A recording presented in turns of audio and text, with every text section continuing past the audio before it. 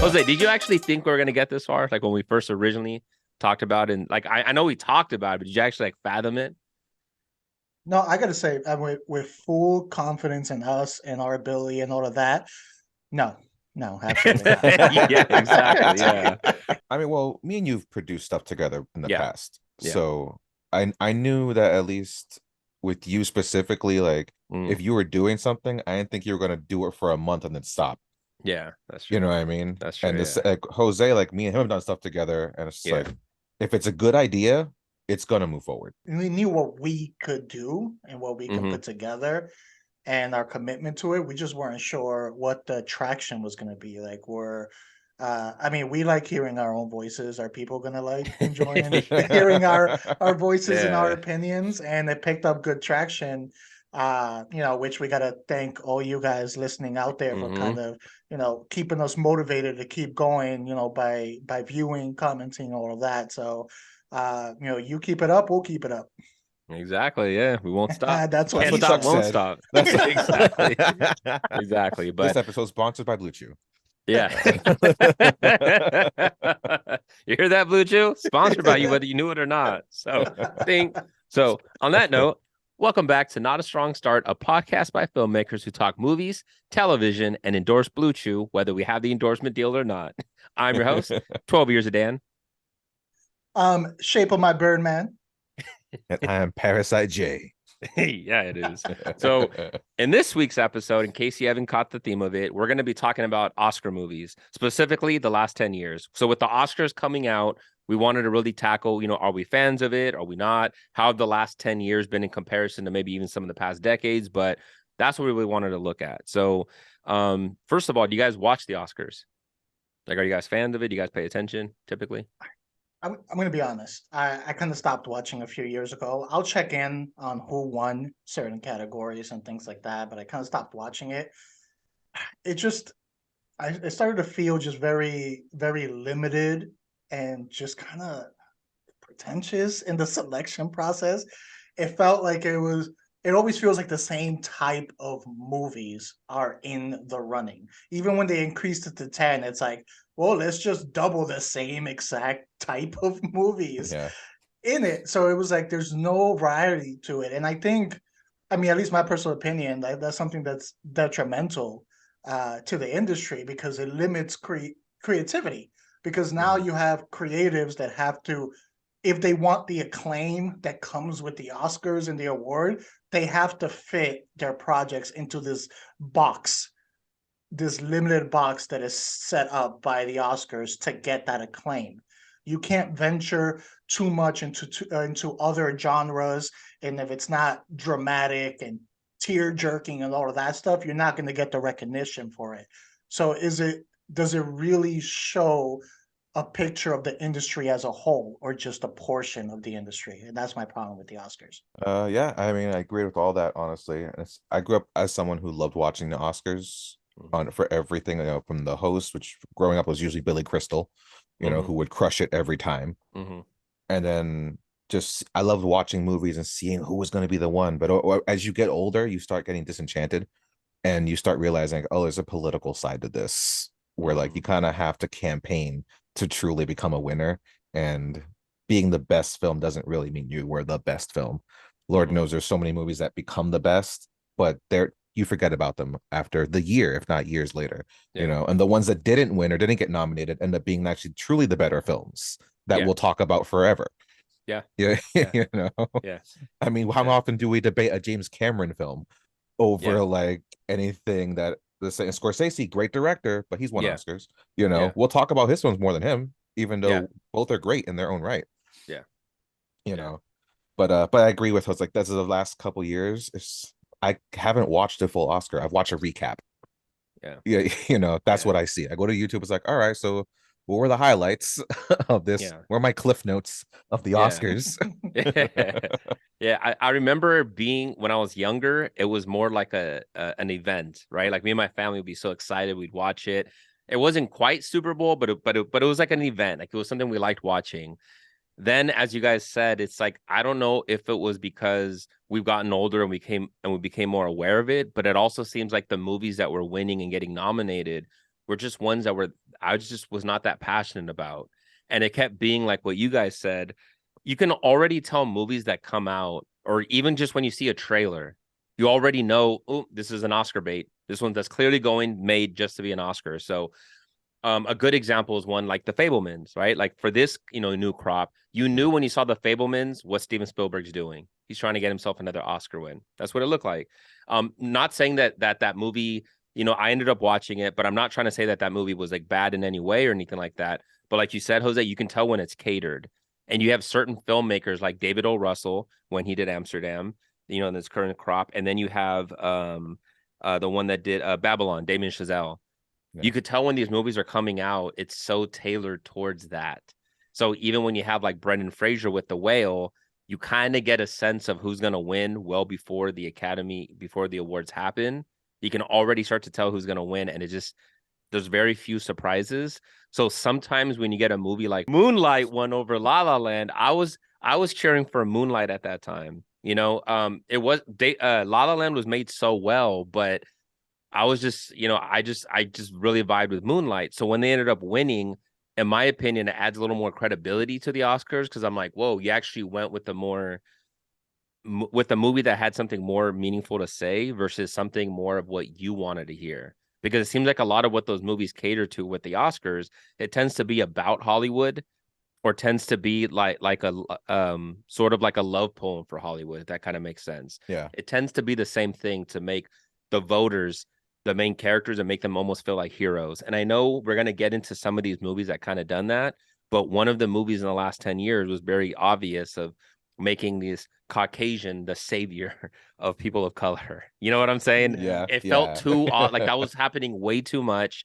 And as we got older, we just weren't identifying with that anymore. So it kind of, there's a reason why the ratings have been dropping, because as we, a people of color, are now starting to recognize and see us in these movies, we're not seeing ourselves being nominated like this, at least as frequently anymore. So it's nice to start to see a diversity of filmmakers. It's nice to I hope to see that blending over to Oscar winners. And when we've been seeing it, I just don't want it to feel like it's an agenda. I want it to feel like it's earned. Yeah. Right. Does that make sense? I want to tack on to that real quick because I think that's another big thing with the Oscars. Back in the day, when you'd get winners, there'd be the speech, and the speech would just be thanking the people that truly had an impact on their lives. Yeah. Now the speeches are a statement of like, we got to change this, and we got to it feels like they're up there trying to be president. Yeah. It's we need to change this. It's like, you just won an Oscar. All right. Yes, man. Take your award. Thank your mom. Thank the God you believe in. And come on, go get trucking. Yeah. Ricky Gervais said that so well during one of his speeches. Oh, yeah. I always say my favorite host of anything. Ricky Gervais. Mine too. Yeah. Not theirs, but ours. No. And that's why I love him. That's why, because he doesn't care. We're going to be getting into like the best pictures, maybe we're going to be focused on, but this is something that applies to other categories such as best actor, best actress, things like that is run into some of the same problems. I mean, we know great actors who took so long to get their award, and then when you finally got their award, it was like, that was a good performance, but they've had way better performances before and they didn't get an award. Like, take Denzel, for example. So many good performances, and it wasn't until he switched to playing a corrupt cop that all of a sudden they're like, hey, here's an award. Leo with The Revenant. Leo, DiCaprio, so many great performances. He did good in The Revenant, but I feel it was overdue. And sometimes I feel when they get that reputation that it's overdue, they might get it for a performance that doesn't match up to par 100%. To their previous work. And then you also have actors and actresses, that change and from what their strengths are, or maybe even what their interests are, and they switch it just to get into a movie that's going to hopefully fit that box and get them nominated. The Nas team compiled our list of the last 10 years. We ranked them. Jose put them all together, and we're going to go through the last year in order of the way that we rank them. So again, all these movies were really exceptional. We're not knocking. I don't have any major issues with any of these movies. It's just it's how we rank them. It's all, and the great thing about this, it's all personal opinion. right? Like we all have our different ways, and we've had different movies that we're on opposite sides on, but it's because it's how we rate these movies. You know, for some people, story and character performances outweighs everything else. To some people, it could be more technical. To some people, it's a mix. But sometimes you lean a little more towards, you know, another side. So it's really fascinating. You know, this is why I love film so much, is because it creates conversation, and it creates conversation about something that we're so passionate about. So that's Yeah, it. and to add on to that, again, these are all Best Picture winners. They're all good movies in their own rights. They have their own straps and everything. So when we're having to re-rank 10 years of winners, first of all, we all didn't have the same opinion. So this is like the average ranking between all of us. But it's something like when you're having to decide what goes at 3, what goes at 4, sometimes you got to be a little nitpicky. And it might be the slightest thing that puts one movie over the other. And that one thing can be, like Dan said, the personal preference aspect of this. So you guys, we're going to go through our list. You guys let us know below. Do you agree with us? How would you rank your movies? If you were given the same assignment, just let us know your thoughts. I think with that, we can get into what was number 10. Let's do it. Okay. Yeah. From 2021, we have No Man Land. Yes. In this movie is about a woman who lost her husband and her home during the Great Recession, and she just kind of begins living a life of a van dwelling, like nomad, going across. I think it was like Western United States. Yeah, like Arizona. Yes, it's directed by Chloe Zhao. I know she did the Eternals. I think that's the only thing I really know from her. And then Frances McDormand. She's like pretty much it all revolves around her. Yeah. Overall. So let's start with you on this one, George. What were your thoughts on No Man Land? Nomad Land, right? I just want to make sure I'm hearing correct. Okay, I thought I heard No Man Land. It's the Puerto Rican accent. Okay. No Malan. No Man Land.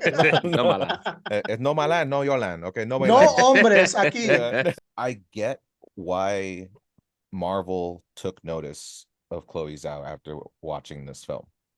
The way she captures just the landscape of Arizona and using that as the setting for this movie, it's like you feel the emptiness that McDormand's character is going through and trying to like find her way through this America where it kind of feels like, and all of us kind of went through this even through the pandemic and through the recession of like 2010, 2011, when this is based on, of just like the government's failing us. And this took that kind of feel with having that setting and being in Arizona. And Frances McDormand, as always, like there's no surprise. I don't think I've ever seen her do bad at anything. I can't think of one role where I didn't see her be amazing. Mm-hmm. And for me, she's kind of just the epitome of a strong actress or strong person in general in anything I see her in. Yeah, 100%. So like I couldn't imagine anyone else in this role and taking on this part, honestly. Mm-hmm. But I felt relative and connected to this story, despite it being kind of low on my list when I was putting my rankings together. And I think it's because I've lived through similarities of like not having enough for my family, when I was younger, and going to like soup kitchens.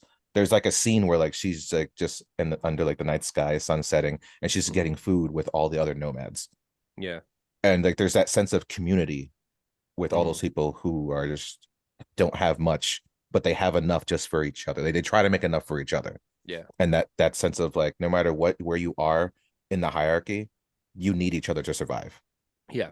And I thought that was just a great story with all that. Mm-hmm. Very good. But at the same time, because it's so close, I couldn't watch it again. Yeah. No, I hear you. So that movie, I'm not surprised it's the lowest of our list. Again, not because it was made poorly. It was made very, very well. It's a one-woman show. So Frances McDormand is phenomenal. When Fargo was the first thing that I really saw her in, where I was like, man, she's good. And with a lesser actor, this movie would have been so much, it wouldn't have been nearly as good. I probably would have like lost interest in some parts, but she's so good. And the way that it was directed, where the camera was like right there, always, it was a lot of tight shots.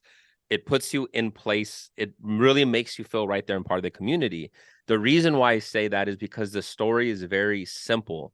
Not simple, like I'm not knocking that it's simple. It's just very, very simple. It wasn't as complex or complicated. So for a movie like this, it typically would be a movie that you would watch and you would know right away she's gonna win Best Actress. It seemed like one of those movies, but it doesn't necessarily feel like a movie that would have won. Does that make sense? Just because Yeah. it's not complex enough. Usually those very simple movies don't do that. They usually do like the La La Land. Like the reason why I keep using La La Land as an example is because it's the epitome of what Oscar loves. It's a movie musical that's dedicated to the love and passion of Hollywood.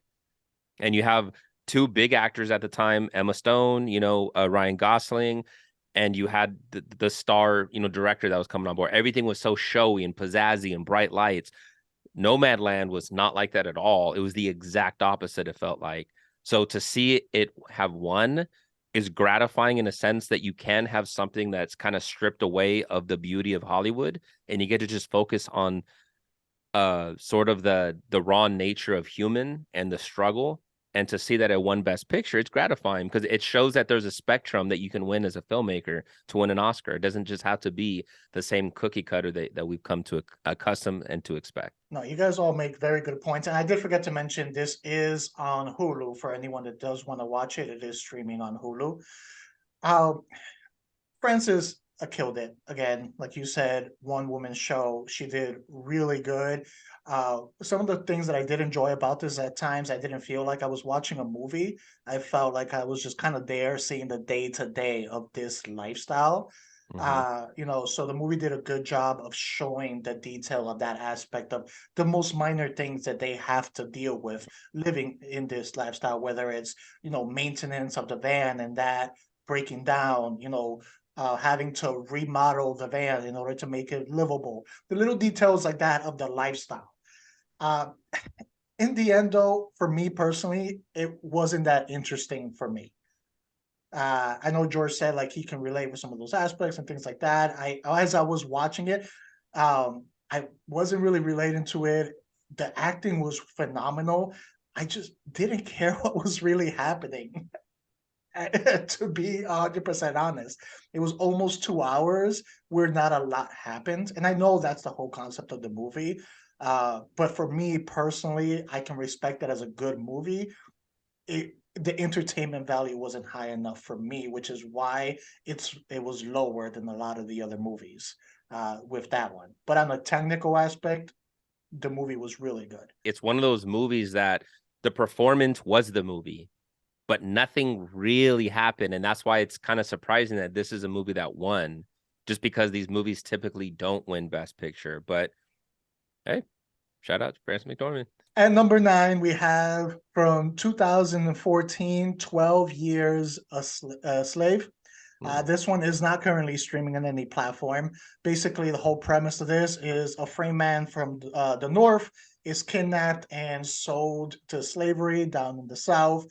And it just pretty much has to deal with the cruelties he goes through being a slave in there. It's directed by Steve McQueen. I know he also did Widows. I think that's the only other one that I'm like really aware of from him. Has a really good cast overall, but let's start with you on this one, Dan. What are your thoughts on 12 Years a Slave? So 12 Years a Slave is one that feels like an Oscar movie. You know what I mean? Even Brad Pitt produced it. Like it's one of those that, and I think that's how he won his first Oscar, right? Was winning off of this one. But it feels like that. The movie was good. It was entertaining. In my personal opinion, it doesn't have a huge rewatchability factor just because that kind of subject matter is very ugly and it's very dark and very ugly. But having said that, there's other slave type movies that are a little more entertaining to me. So if I want to watch something like that, like I'm gonna go to my go-to Django Unchained because that's like I like seeing a good, highly stylized revenge movie. But even The Color Purple, like they've had other movies that have done this very, very well. And even though 12 Years a Slave is a very good movie, like solid, phenomenally acted, it has Lupita, which is great in this movie. I've just seen other movies about this subject matter that did a little more. and maybe because some of them they leaned into certain things that I can say that made it a little more I guess unsafe, if that kind of makes sense. But they did very big things in their movies, and this one, there's not necessarily one particular scene that I can say of like, hey, remember that? Like that I can reference in 12 Years a Slave, and it's like we know what it is. In The Color Purple, there's a lot of those scenes in it. In Django, even Roots, like there's a lot of famous scenes in those movies. And with 12 Years a Slave, I don't feel like I really got that necessarily. I felt like the scenes that were so powerful, I've seen in other stuff already. But again, phenomenal acting, really good subject matter. That's why I had it more lower on my end, just because I like when they have something unique, and I didn't necessarily see that in this. I'm also in the same situation for myself. It's one of those good movie, but the subject matter, it's hard for me to watch it. It just, even on a first viewing, it's hard for me to watch. It's kind of like watching a movie that involves victim or like abuse on a woman, like the movie like Brave with Jodie Foster. Like I remember watching it, it's like, well, I can never watch that again. I can't watch those things and not get angry inside or just feel like just that enragement. I was like, I don't want to see this. It's not fun for me. I don't have any enjoyment, despite the messages trying to provoke or provide for us. Yeah. So, but despite that, yeah, everything's good. It's, you know, but like it was just hard for me to watch. Like I actually didn't watch it. I didn't see it at first until we decided to do this thing. It's like, well, I guess I got to go through this now. Same, same, because of that. Because I don't so like watching that kind of stuff. It puts me down, and it makes you feel powerless, doesn't it? Because yeah. even though we're not the African Americans that are depicted in this, well, we're not the slave owners either. That's not our family. So I just feel so powerless just watching this, man. It's sad. It's really sad to see. Yeah, I will give them. There's a scene, and we know it's based off a true story. We know the guy gets out of it, you know. But the scene where like he's being hung, but they don't fully. They end up like letting him go, but he's still there in the noose, and he's just there on his tippy toes. That scene was so long, and I'm just like, so is he gonna die right now? Like, Yeah. like he's just gonna be there, and you know, like he's not really gonna die, even as the actor. But like I did feel it. I will give them that. Like I felt that moment where it's like he's just there and no one's helping him. There's just the kids playing in the background. And it's like, wow, those kids are so just they're desensitized to this moment. Like, how many people have they seen die? Yeah. And they're just like, all right, there goes another one. Yeah. You know, let's just have fun in the background. Black kids, you know, it's like, wow, like that. I think you mentioned there's no scenes, but that was a scene for me that definitely still stuck out. That's fair. You know, where that kind of hurt. And again, like, well, I don't want to watch that again. No more, please. Yes. Oh, about that. For next episode, George, we need to dissect that movie, so you're gonna have to rewatch it. It's like, this is Black History Month. We're actually gonna go through all the slave films, except for Django, because that's too fun. Yes, that's too fun. I mean, first starting with the good, the positive, whatever. This movie does not lack good performances all around.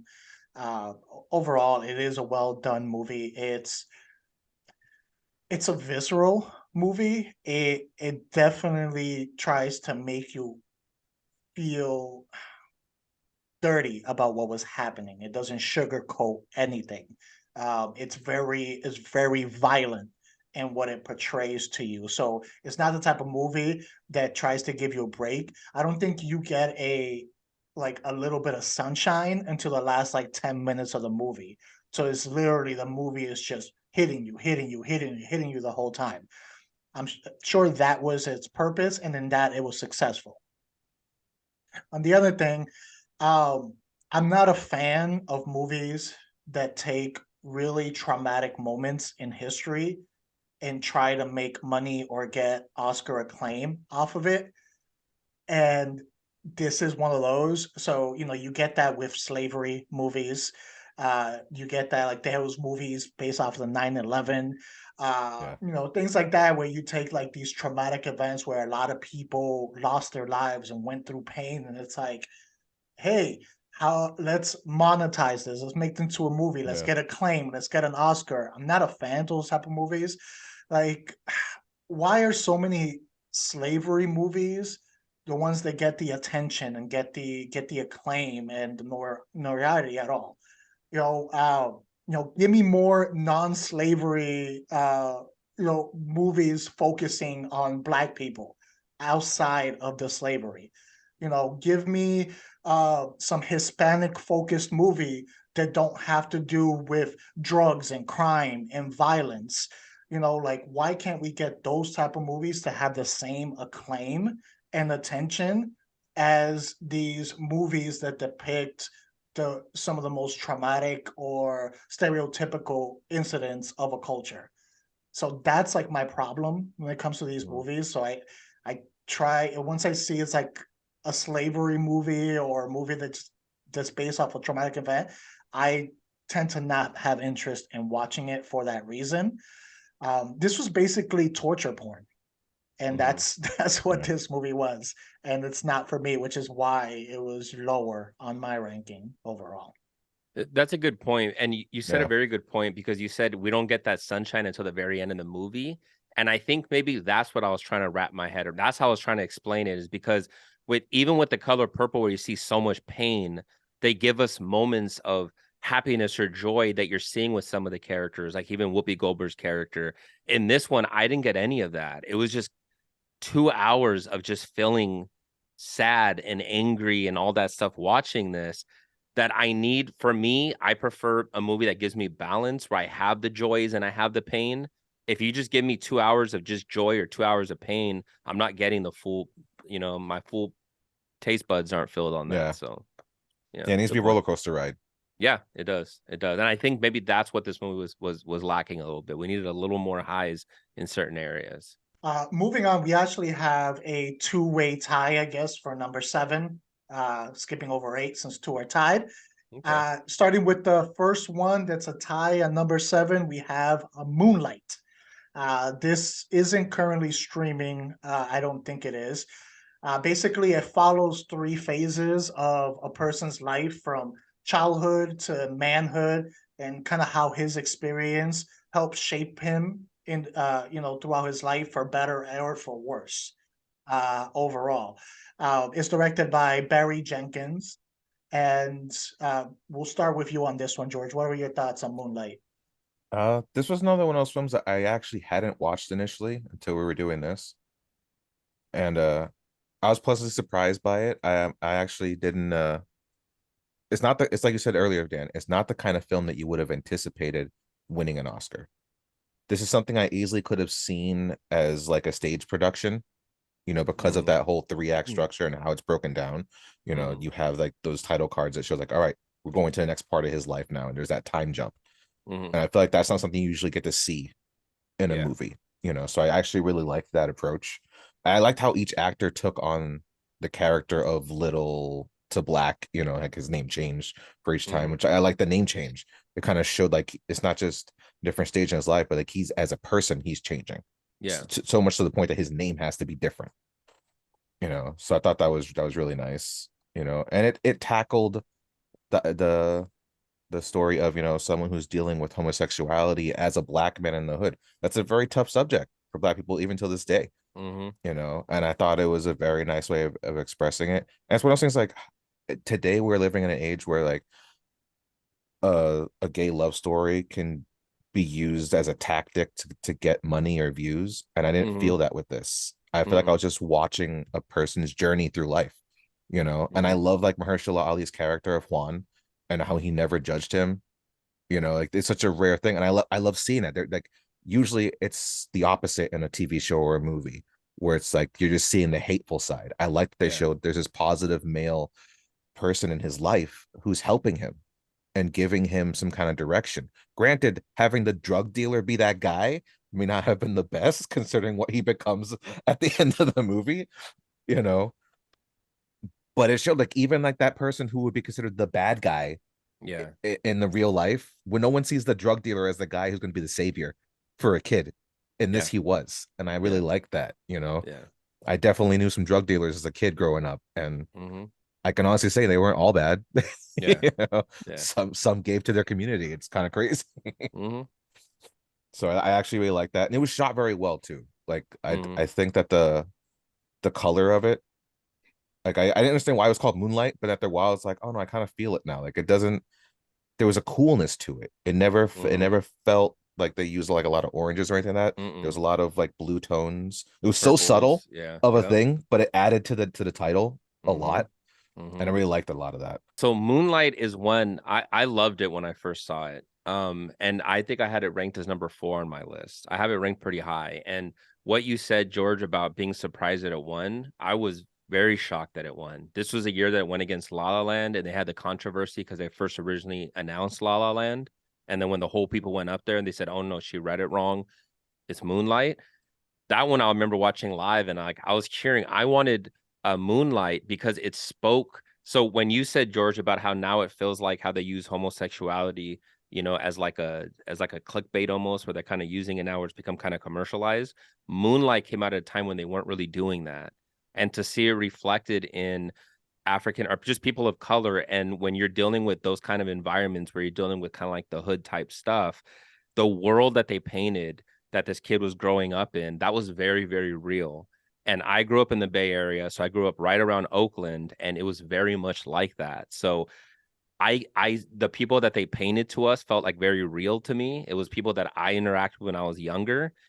It was such a real thing. And when you're dealing with homosexuality, when you deal with gang violence, it is like that. So when I was seeing the amazing performances of these kids that you had when he was really young, he gave such a great performance, and when he was a teenager, like you really saw the pain in this kid's eyes, and not growing up with that father figure but seeing it a little bit as this drug dealer, it was just so powerful. And at the very end, when you have the main character talking to his love interest, and the guy said, no one's touched me since you, when you see that moment between them, I was just like, I remember just watching it and I just started clapping. I was like, look at the acting in that dude's eyes. Like that, it was so phenomenal. I thought this movie did such a good job.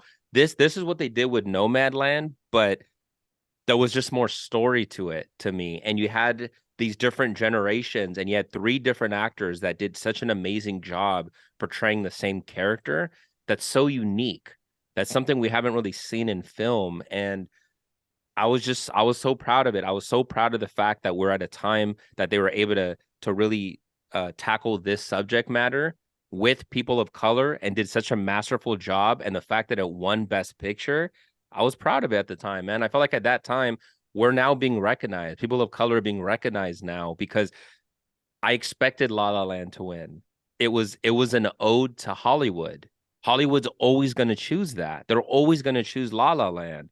But the fact that they chose Moonlight, like, great. Now, whether you think it has high rewatchability factor or not, that's a whole different subject matter. But Yeah. most Oscar winners don't have a lot of high rewatchability factor because they're so good at what they did. But you kind of feel like, okay, I got it, because they're usually so deep in storyline and stuff. But Moonlight is one that I really loved it, man. And like what you said, George, about like the blue tone that they did to it, they just really captured a peace, and like trying to find peace when you're in a world of like trauma. It was just you're able to see the character trying to find peace within that, and it was really deep, man. I loved it. No, those are all very, very good points. This is a movie. I know we talked about the kids and the main character, and what a good performance that was all around with all the ones that played the main character. But this also has some great supporting character performances. I know George mentioned Ali, and he was absolutely great in it. But Naomi Harris was absolutely amazing in that, from earlier in the movie where you see kind of her um you know crazed, disheveled face and all of that stuff, where she's kind of you know doesn't have it together, toward to the end of the movie, where she's kind of come to realize her effect that she had and her behavior earlier. Like, she absolutely killed every scene that she was in. um you know you made a good point, Dan. It shares similarities with No Man Land, where it's just kind of uh, for something that covers 3 stages of someone's life, there's not a ton that actually happens. This is more of a character piece and just kind of showing how a character can grow. Um, in it overall, and I really loved a lot of the choices the director made and everything with it, with his camera work, with the lighting, with the audio. We had certain scenes where it'll switch to the perspective of the child, just to make the scene make you feel more the intimidation that the child is like when he's with his bullies, and you've got that perspective from lower end and they're just glaring at him and you're like, okay, that looks intimidating. Like I can understand what this child is feeling there at that moment. Things like sometimes where it'll switch from a steady cam to a more frantic movement to just kind of show the frank how frantic the scene is for the character while he's like running around. There's a scene with Ali in the water where he invites him to come into the water to kind of learn how to swim. And you see it like the camera switches and it's just focused on him, and you see the kid's hesitation. Like, do I trust? Do I go in? And as soon as he makes that decision to go in the water and trust, all of a sudden we have like that happy camera work where it's going in and out of the water and he's smiling and the splash. Those little touches, like I feel one of the most powerful scenes in this for me was when he gets his heart broken when the bullies basically, force his love interest to attack him, and you see his world shattered and he's talking with the teacher to the point where like you can tell he's not even listening to what a teacher says, and you see the audio fade like such a great, and you see his face just slowly turn from pain to like just stone cold. Like, and this is before we get to the adult where now all of that trauma has hardened him and he's a completely different person, hardened him both physically and mentally and emotionally. And those little subtle things that weren't in your face but just added so much to it, I think Barry like really nailed it with that. This wasn't within my like top 5, but again I had to nitpick going around. It was, little things like the casting for Kevin, like just the 3 characters just look so different from each other that at times it kind of pulled me out of the story. So it was little tiny things like that, but overall this was a well done movie all around, and it's, unless you're nitpicking, it's hard to find error in it. Also tied at number 7, we have Coda from 2022. So this was the last year's winner. This can be found streaming on Apple TV. Basically, it follows a girl who's the only member of her family who has the ability to hear. It's her struggles with wanting to leave and follow her dreams while not wanting to abandon her family that count on her for so much within the community. It's directed by Sayan Heder. I probably butchered that name. Something I know they have a movie on Netflix that was also a little popular called Talua. Oh yeah. And I forget who is in it. I never actually watched them, but I remember that movie getting a lot of traction and people talking about it. But we'll start with you on this one, Dan. What are your thoughts on Coda? So Coda, I like Coda. I remember when I first saw it. Well, I only saw it one time, but when I saw it, I completely forgot what the title was. And I remember after they had the Oscars that it won, I asked my brothers, "Hey, what movie won?" He was like, "Coda." I was like, "I don't think I saw that." He's like, "No, you saw it." And I was like, "I don't think so." And then when I researched it, I was like, "Oh crap, I did see that one." Wait, you're right. It was one of those ones that was really good. It felt very kind of Oscar baity, but I'm actually surprised that it won in a way. But I don't think that year in particular had a very strong, Oscar nominated movies, if I'm not mistaken. So I think it kind of had like a weaker year that it won, but it was really good. It tackled a story and a world that we don't normally see all the time, because I don't know a lot of people that are, deaf, but very deep, good movie. It's just when I'm looking at some of them, like a Nomadland, Moonlight, those got a little deeper for me in terms of like the personal anguish of the characters. So that's why I had it rated a little lower. Great performances and everything, and it was great what we saw, but it just seemed like the human plight element of this didn't hit as deep as some of these other movies that we mentioned already. So that was my only take on it, but it was fascinating. It was shot well, again, well acted. You know, it was good. It doesn't have a huge high rewatchability factor for me, but it was solid. Yeah, I agree with that. As good as I actually had it at number 7 on my personal list. You know, I think it's because it was just like that baseline of like, yeah, this is a decent film. You know, overall, it's kind of funny. It's in the middle, and I feel like we're all gonna talk about it in a way where it almost sounds bad. It's not a bad Yeah, it's movie. not. No. Because what I'm about to say now is that the story could have been written, and I think in 1994 this would have been a made-for-TV movie. You know what I mean? Like it could have been a Lifetime 100%. film. You know? 100% know what you mean. Yep. Yeah. And that's not bad. It's just at Mm-mm. the same time, there's nothing to it too amazing or whatever about it. I will What say, George, huh? real quick before just to tackle that, we just talked about 12 Years a Slave, and we just talk about human sexuality while growing up in the ghetto in the hood with around gang violence, and then we have Coda. That's what you. Yeah, That's why you're like. It just kind of seems like that's why. Look at all the yeah, subject matter we just discussed, and now you're talking about Coda. That's why it feels like what you said. But yeah. But to that same thing though, like we're having a minority group represented in this movie. Mhm. You know, how often are people who deal with the hearing impaired ever represented? You know, the lead actor, not lead actress, the actress who plays the mother, Marley Matlin. Yep. I actually watched her a lot as a kid.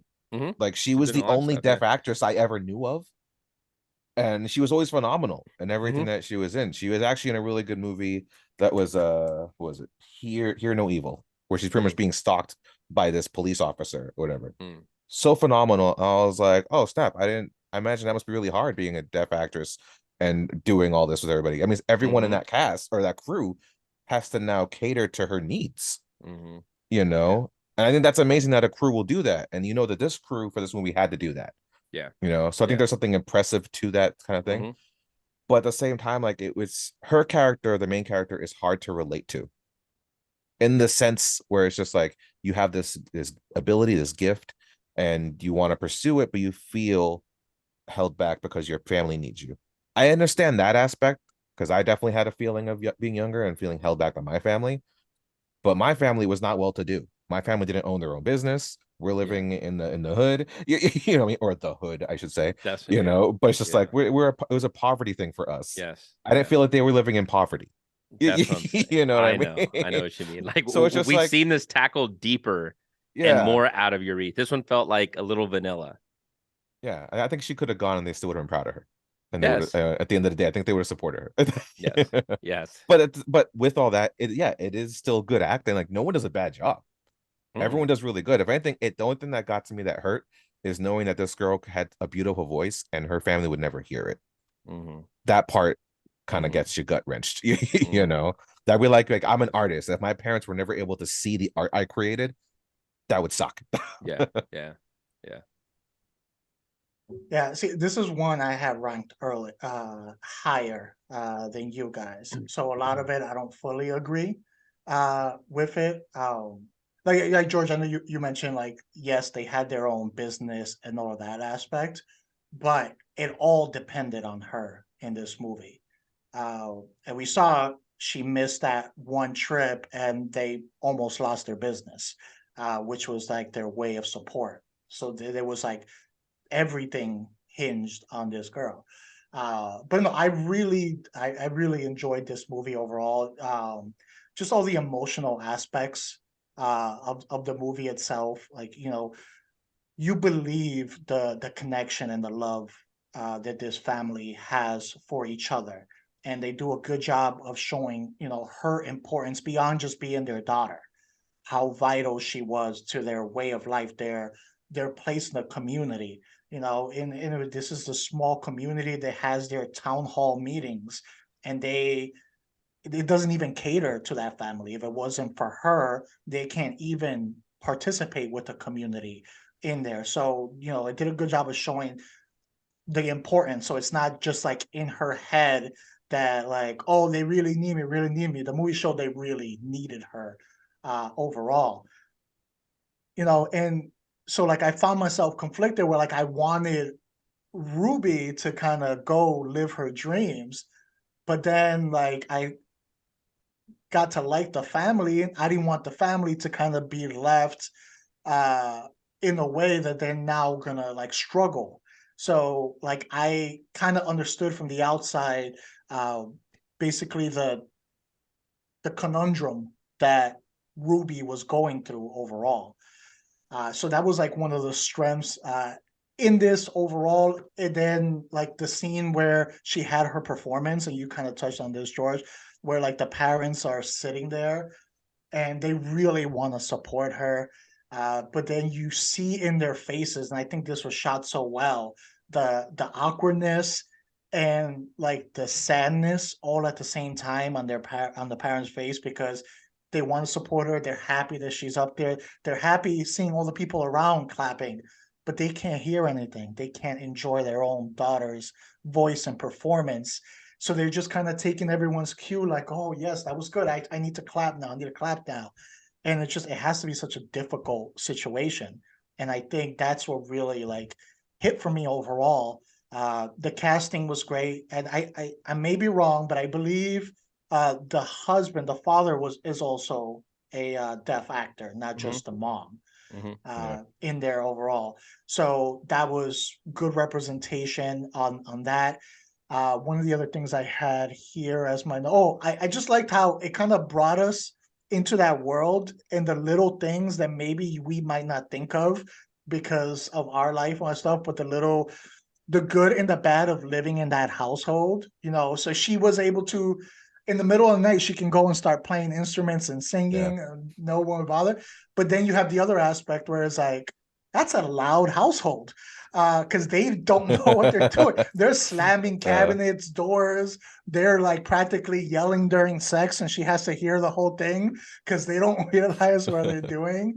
So those little details overall, that's kind of what hit with me. I feel the emotional aspects carried this movie higher for me personally than some of the other movies, such as like No Man Land and things like that, which is why I had it higher overall.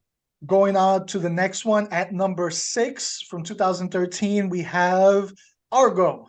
I don't believe it's currently streaming on anything.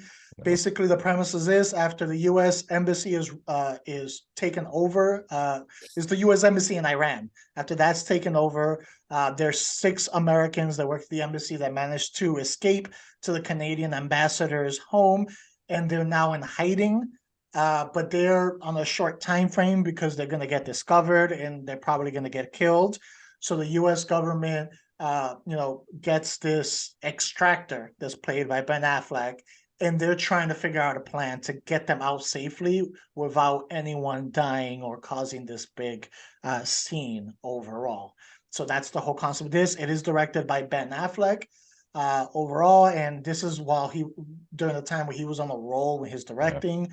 So this is a strong directorial time frame for Ben Affleck, and this was another one that he put out there. So we'll start with you on this one, George. What was your thoughts on Argo? I want to stay with this one. This is probably the one on the list. In retrospect, looking at it, sometimes you'll have like a recasting kind of mentality with some of these things. And it's like, oh, we said like earlier, Frances McDormand, no one's replacing her in this thing. This is one of those films where even when it came out, got good reviews, but there was kind of like a hubbub of like, oh, should have Ben Affleck have played Tony Mendez? I don't know about this. And at first I was like, he didn't do a bad job. I thought he did a good job. But reviewing it again, I was like, man, imagine if Pedro Pascal had done this character. That would have been really cool. It's like, I think I would have enjoyed this even that much more if he was the one and Ben Affleck was just directing, you know? And that's all I could think again when watching this again. It's like, I kind of wish Ben Affleck would take on a film and not have to be the main character. I kind of want to see what that'll look like, which actually has me excited for his new movie Air coming out with him and Matt Damon, because it seems like Matt Damon's the star and he's just like a side character. Yeah. I want to see what he can do with that, because it feels like he excels as a director. There's a lot of scenes in this, like the scene when they're finally getting on the plane and they're trying to escape Iran. It's such an intense scene. You almost feel like they're not going to escape. I think there's some great tension in there. Like he masterfully executes it. But I still want to know what it's like to see a film without him in front of the camera. I just want to see him behind it. Well, we kind of got that with Gone Gone Baby That's Gone. true. Yeah, that's Because true. I that guess was Casey Affleck who was the I lead saw in an that. Affleck in there, so I just see. Yeah, Yeah. they're all the same. I agree. So the thing with Argo is I had it number 8 on my list, but I understand if somebody gives it number 2 or 3 or whatever, if they put it higher, I completely understand. To me, the biggest reason why I had it lower, not because of necessarily what the film did, it's just the subject matter. That's just not my cup of tea. I'm not usually somebody that likes like these big political movies. I just don't normally watch movies like that. So when I see stuff like that, I know we're going to talk about Spotlight. They even had that one with Steve Carell. What was it? The Big something? Big Short. The Big Mhm. Short. They're Yeah. all so similar to me that like I end up not watching a lot of them because I feel like I've seen this too many times. And it wasn't that this movie did anything wrong. It's just the subject matter bores me a little bit. Even though they have a lot of high intense scenes and all that, I'm just not really that big about into like politics stuff like that. So this movie, that's the biggest knock. It wasn't that the movie did anything wrong. I'm just not the target audience for it. So they everything they did was good. I mean, it wasn't that they did anything poorly in it. I totally get that because I definitely felt that with a lot of movies. I think what Mhm. kicked this up a little higher for me is because he managed to take a thing like a political terrorist thing with some kind of espionage Mhm. and made Yeah. it almost romanticized it. I think that's what it Yeah. was. True. Because there's nothing romantic about this. There's nothing fun about this story, True. And the fact that But they he, managed to yeah. make it fun in some sense, Mhm. there's some levity at times and Yeah. everything, and you feel like high action for something that's not fully action packed. Good I point. think that's what was impressive for it. But I'm Good with you. point. Yeah. Political things, Yeah. they're boring as hell. I don't want to watch the news. Yeah, that's what I'm saying. I'm trying to escape all that, and you're giving it Yeah. to me for entertainment. Like I don't want to. So with those movies, there's a lot that I don't even watch, and if I watch them, I can't even really think of any that I go back and I rewatch a lot. Like it's not very much at all. Yeah, with this one, Argo, it was more around the middle of the pack. For me, I think Ben Affleck did a good job with the directing. I can see what you were saying, George, where he did good in that role, but it wasn't a okay, you can't replace performance. But overall, the casting was really good. I feel Alan Arkin and John Goodman stole the show. They were the highlights of the movie. When they were on 100%. screen, they had your attention Yep. overall. So I wanted more of them overall. Yeah. Um, I do feel the movie did a good job of, mixing in some comedy where at the point where it didn't feel out of place. It kind of organically fit in there, but then was able to switch it at the end and kind of create this real tense, like third act to it. Where I remember the first time I watched it at home. I didn't watch it in the theaters, and I was eating and I didn't take one bite that whole third like act of it because I'm like, oh, okay, what's gonna like is they gonna get caught? Like what's gonna happen? I didn't know the actual story, so I didn't know how this was gonna turn out at all. So I think that third act itself is what pushed it higher because you believe the stakes. They did a good job of setting up the stakes, and you believe the stakes, and all the actors, especially out of the 6 Americans, they did a good job of just showing their uneasiness with the plan and the trepidation. And it was like, you know, is the government, are they going to mess them over? Are they going to give them a chance to escape? No one's on the same page. All of that chaos just added to the tension at the end. And I think that made this entertaining for me. And again, don't mean to bash on No Man Land, but it's like that's what we didn't get from like a No Man Land. Is Yeah. there that entertainment factor? We got that from this. And then we got that Argo go fuck yourself line. I can see myself at some point probably watching it again. But it's not something I'm gonna run to all the time to watch. Thank you for watching another episode of Not a Strong Start. Catch us next week where we're going to be ranking our number 1 through number 5 Oscar movies for the last 10 years. Please like, subscribe, comment, share on our YouTube channel, Not a Strong Start. You can listen to us to anywhere you listen to your podcast. Follow us on Instagram and Twitter, Not a Strong Start. I'm your host, 12 Years of Dan. You can follow me at King_Sangre. I'm Shape of My Birdman. You can find me at This Is Me Number on Instagram. And I am still Parasite J. You can follow me at Nicolopolis. Yeah, you can.